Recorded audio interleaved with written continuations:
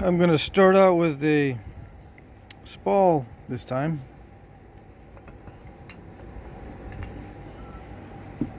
Got a bunch of them sitting there. It's 97 degrees today. I got the fan going. Sorry about that.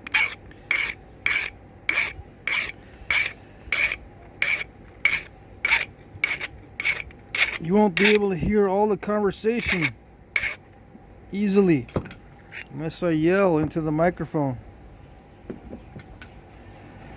I do have a clip-on microphone that I can use for the videos, but the funny thing about that one is that once in a while it'll stop working.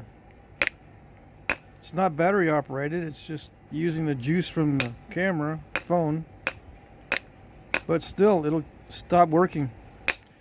Then I'll have to retape the whole video. I don't do voiceovers. I suppose I could. It's not that hard. But we'll see. Maybe someday I'll do voiceovers.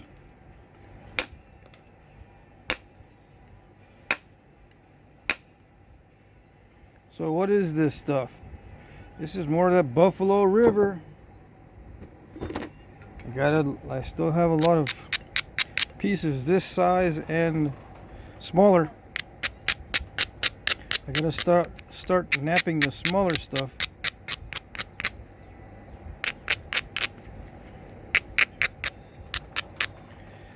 I'll try to preserve as much of the size as I can on this, but probably won't be able to preserve as much as I want to because a lot of it is crusty down here. I don't know if I'll keep it. I think this was the original surface. I think I did, well, maybe I did not mention it's heat treated. I'm pretty sure. Yeah.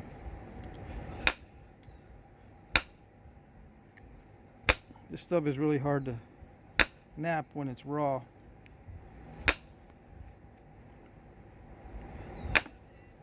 Harder than this.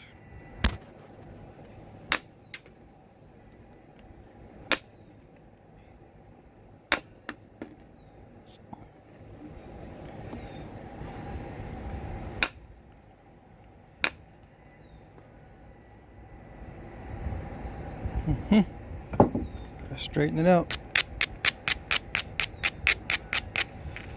But I had to get rid of that crusty area first because I work on the ends first. I started with the tip, now I'm working on the base.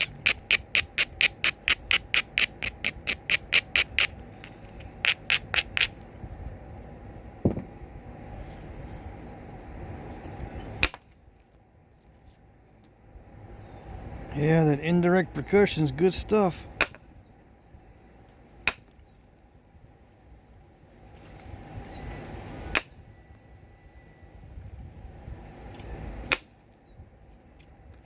Very nice.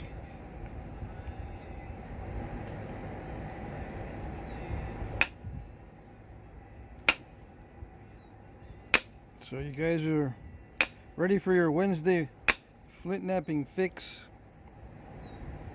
Maybe some chit chat.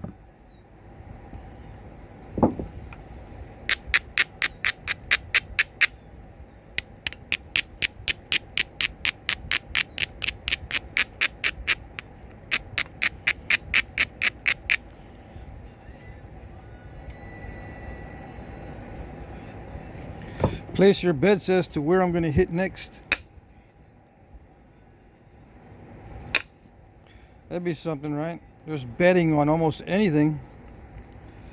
I imagine you could bet on flint napping. What are the odds of finishing out? What type of point is it going to be? I guess. I don't know.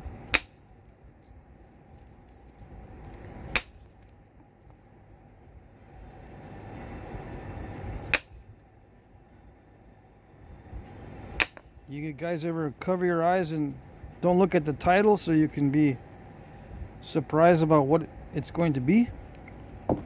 No?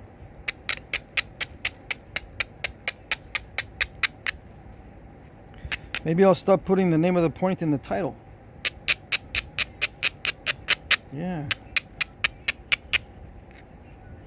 That would be smart. I got several people asking me where I get my accent from. Where's my accent from? Well, it depends on what video you watched. You watched any videos prior to this year?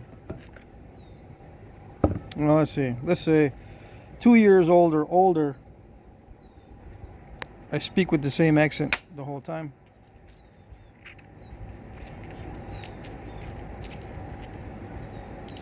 Well, that hurt. That was a bullseye in there.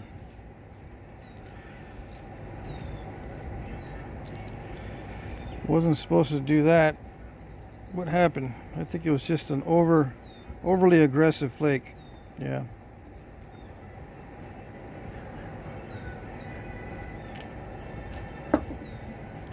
Anyway, if you watched older videos, I talk the same way every time. In my newer videos, I stopped caring about how I talk, and I'll just imitate different accents.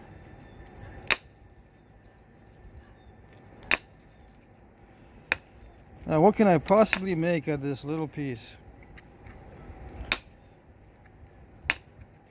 What can I possibly make? That never happens to me, right? I never break them like that. Oh yes, I'm just going to show whatever I do. Plenty more where that came from.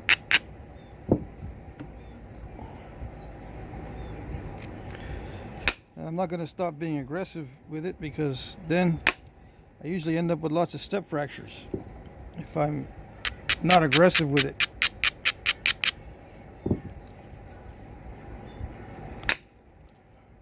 Sometimes I tell the new guys I'm right on the edge of breaking it with every strike.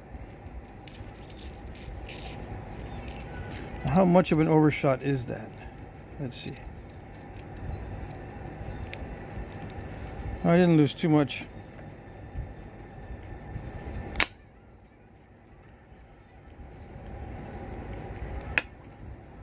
So it can still be in that little dart point at this size. Yes, doesn't have to be an arrow point. But I think I might make an arrow point. I'm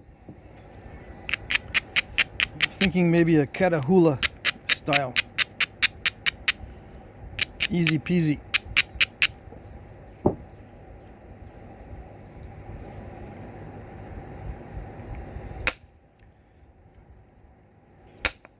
Anyway,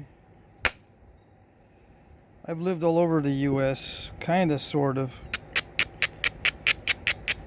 but primarily in the Northeast and in Texas. I picked up a lot of my imitation accents from South Texas. There's both Hispanic and country or Southern accents down there.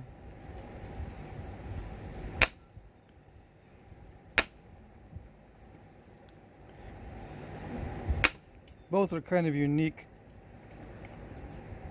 to South Texas. Anyway,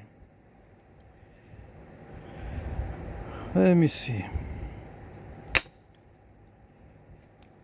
Yeah, I'm surprised people don't know about feathers and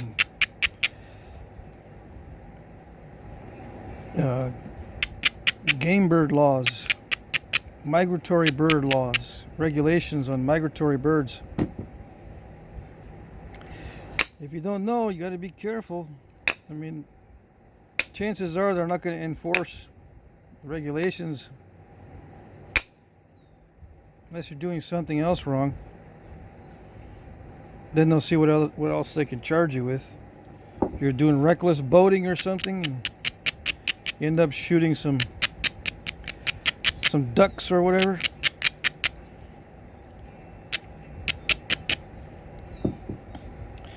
If it's a migratory bird, you cannot possess the feathers unless you have a permit. Some guys are telling me, you know, as long as it's a legally harvested game bird, you can do whatever you want with it. Well, what if it's a migratory game bird?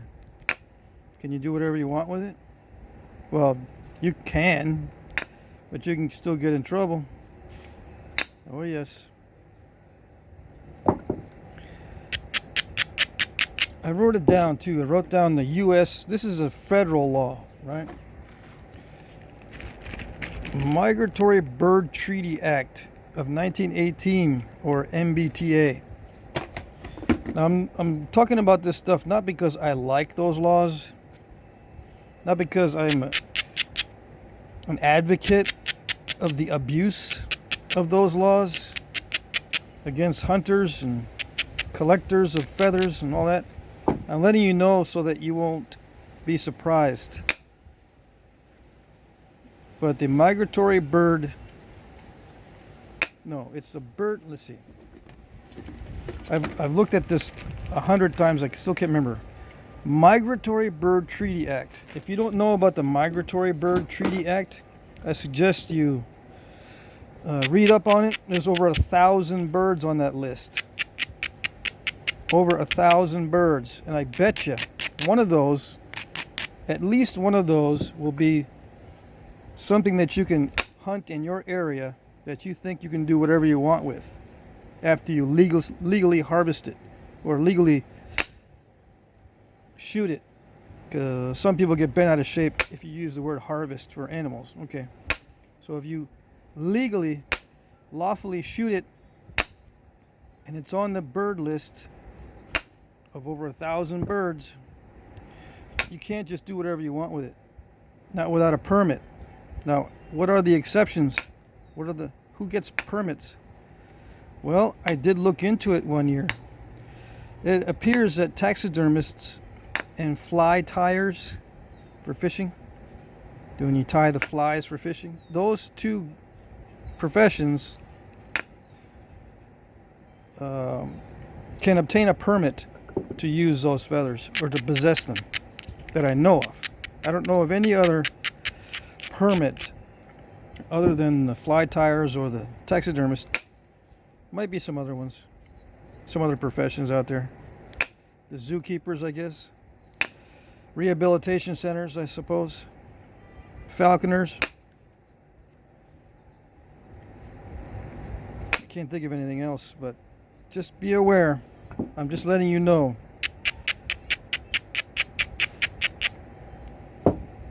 I'm amazed at the level of arrogance with some people that are saying, no, I can do whatever I want.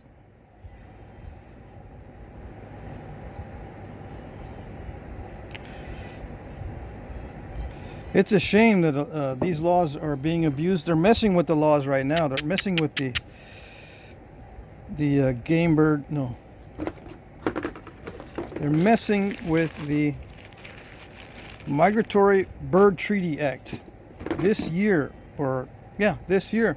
They're trying to put back into the law the illegality of incidental killing of these birds, these protected birds. If you accidentally kill a protected bird, you can get in trouble. Certain industries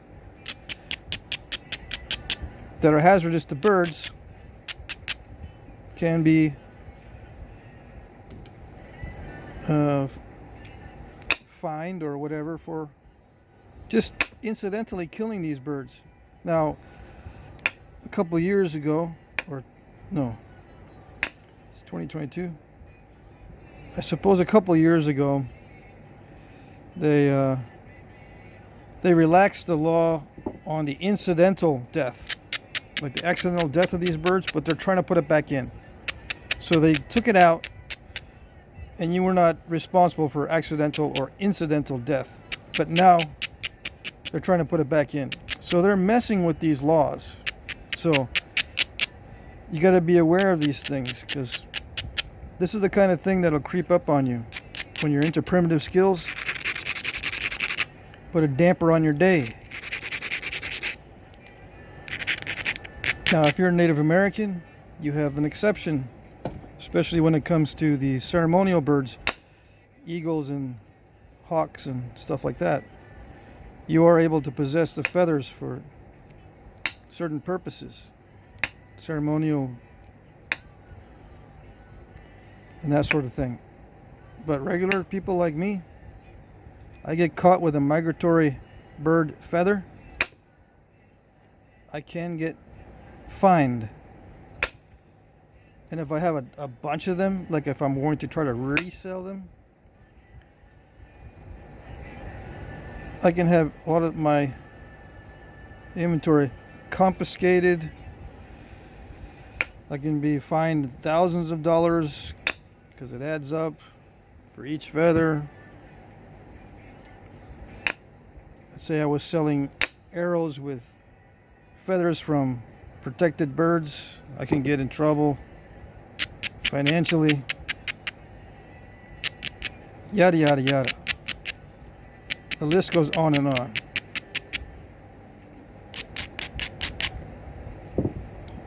I don't particularly care for all these government regulations, especially when it comes to your conduct when hunting. If you're a responsible hunter, you know, you go out and you collect some or shoot some birds for eating, for feathers for your arrows, maybe a taxidermy mount, and just a general exercise, you know, get the dogs exercising and just generally have some fun. You shouldn't have to put up with this nonsense about not being able to possess the feathers when you're not poaching these birds. But it's not a perfect world, so just letting you know. And if you listen to people who are saying that, oh no, it's not true, you can just do whatever you want, yeah, they will get you into trouble. I fell for that stuff. I've been there, done that, listening to people who think they know. The internet's full of them. They think they know. Yeah, well,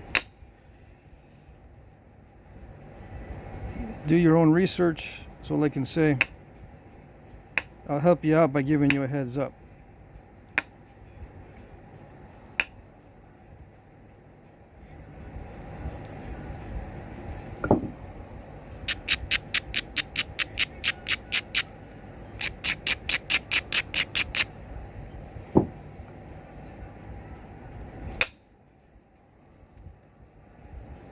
Yeah, this stuff will flake easily, but it's not easily thinned down because of that kind of step fracture. But I might be able to get that out with some pressure.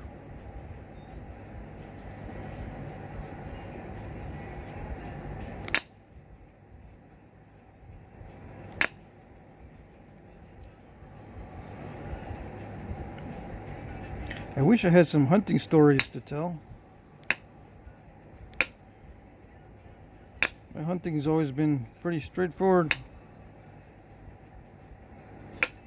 Deer hunting, dove hunting, varmint hunting, nothing really spectacular.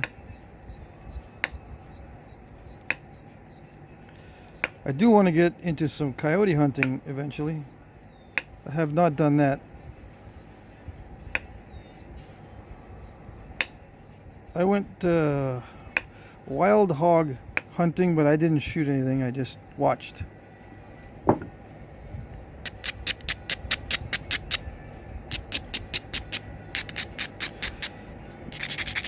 Yeah, I didn't want to shoot anything because I didn't want to take it home. I didn't have a means to do it.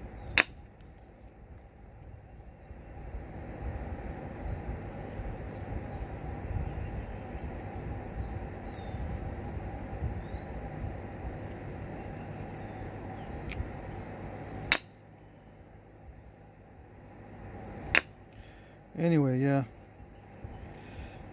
Hopefully more hunting this year. Toward the end of the year or in the fall.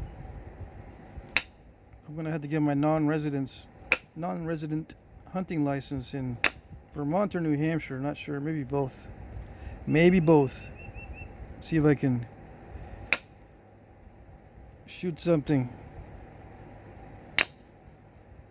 I saw some grouse the other day in Vermont. Walking on a trail. I say some. It was like 2. Hiding in the bushes.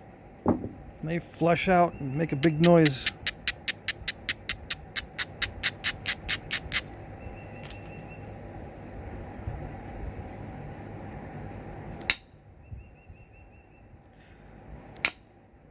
I don't think I've ever been duck hunting. Nope, not duck hunting. Duck hunting is highly regulated, in case you didn't know.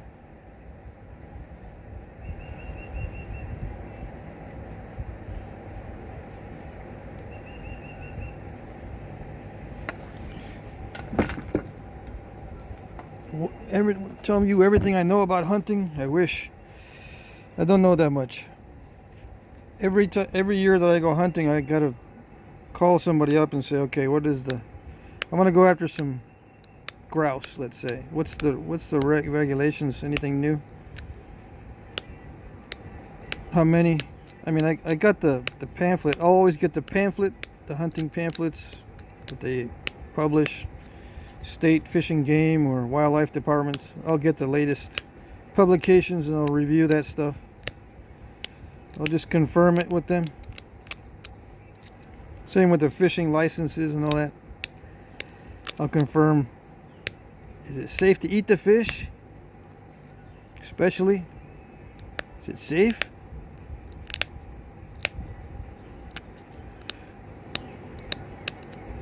Luckily nowadays, most of the rivers up there are safe. There are some that are still no-go zones for eating the fish up in Vermont, but it's rare. When I was younger, it seemed like it was more dangerous.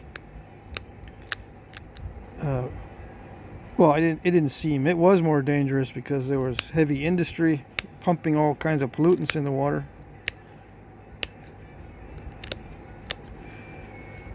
Heavy industry has now moved a lot of it overseas, so now they're polluting water in China and that kind of thing.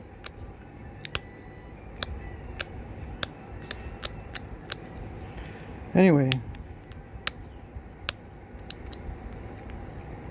I'm looking forward to it this next year. I'm looking forward to this next year. Oh yes.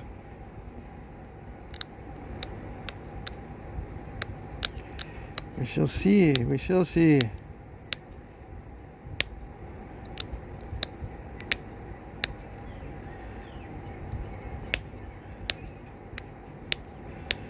Now, let's see.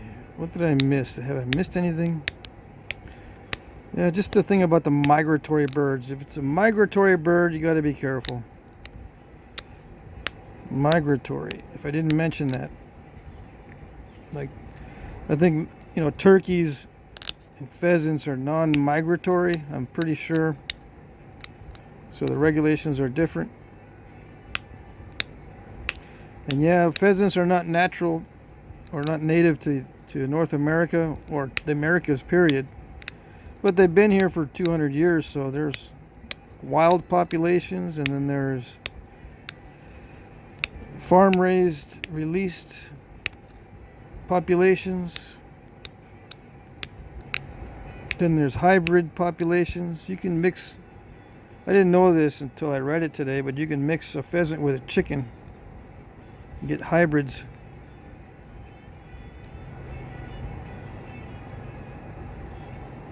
Chicken pheasant hybrids. It's the darndest thing. Had no idea. But yeah, I'll read up on this stuff if I have people asking me questions, or if I need to look up something that I know needs to be proven because someone just don't believe it. It's not true. Show me where you're getting this information, dude. All that happens when you show them the information is they get more angry. So I look it up for myself because I want to know. I'm not looking it up for you gooberheads. You guys want to get in trouble?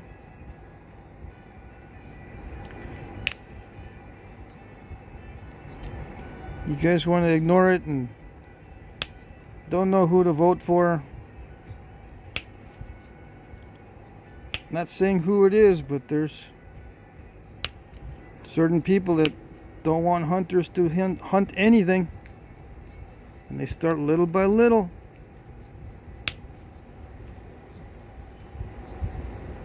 Death by slow regulation creep, more and more.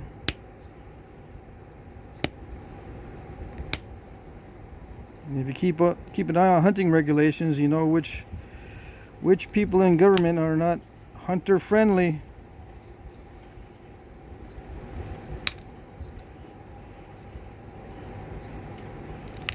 That's all I'm saying.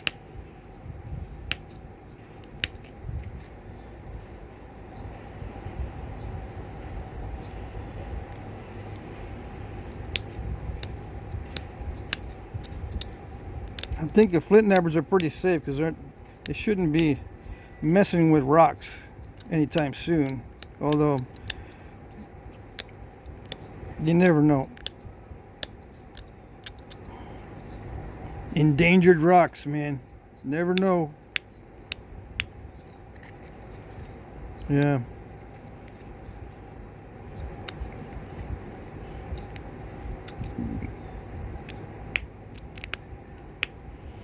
Okay, I'm gonna go eat some dinner. I'm running out of time, but I got the preform done.